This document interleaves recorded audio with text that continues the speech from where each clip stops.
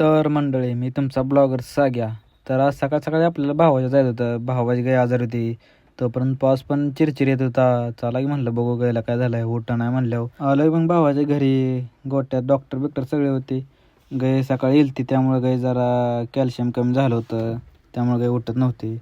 डॉक्टरने इंजेक्शन बिजेक्शन सगळे दिले की मग तिथनं आलो की मग घरी आपल्याला गुरबेर पाणी पाजत होती. गुरबेर पाणी पाजली, तिथनं डायरेक्ट आपण वैरणीला चालू बघा. वैरण लय महत्वाचं आहे. पाऊस येतो तरी पण वैरण आणायला लागते. शेतकरी म्हणलं एवढं तेवढं चालतं हो. पाऊस काय बघून चालत नाही आपल्याला. व्यवसाय केला तर केलंच पाहिजे. असलं पोचलं की रानात पोचलं तर पाऊस यायला लागलेला. पाऊस जरा वाढायला लागला. पावसाला म्हणलं थांब, म्हणलं वैरण थोडंसं लागा येऊ नको, नाहीतर डमडम आमचं रानात अडकून बसायचं. एकटाच आज तोडून भरले की भाऊ आपला बाहेर गेलता.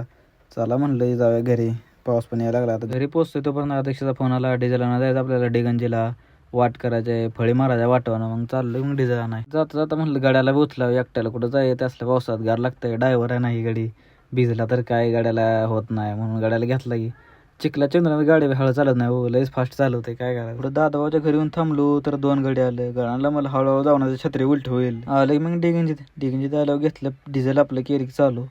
लवकर द्या म्हणलं पावसा पाण्याचं. पुढं आलो तर पण गाड्याचा शर्ट पिळला, पारवाला झालता पावसानं. असं दे म्हणलं एवढं तेवढं चालतंय म्हणलं. मी पण वलं चालतं, पण माझ्या अंगात जर्किंग होतं, एवढं काय नाही. जाता म्हणलं महादेवाचं दर्शन घेऊया. दर्शन बिर्शन म्हणलं आलोय आता आपण तर घेऊया म्हणलं, जाताना दर्शन घेऊन जाऊया. घेतलं की मग दर्शन झालं का म्हणलं थोडा नाश्ता बी करूया म्हणलं. आता हाय प्रसाद तर आलोय मग घरी. तर पुढच्या ब्लॉगमध्ये भेटा आपण. आपला रस्ता नीट करायचा आहे तर तुम्ही फॉलो करा, लाईक करा. उद्या आपल्याला ब्लॉग बघा भेटेल पुढचा.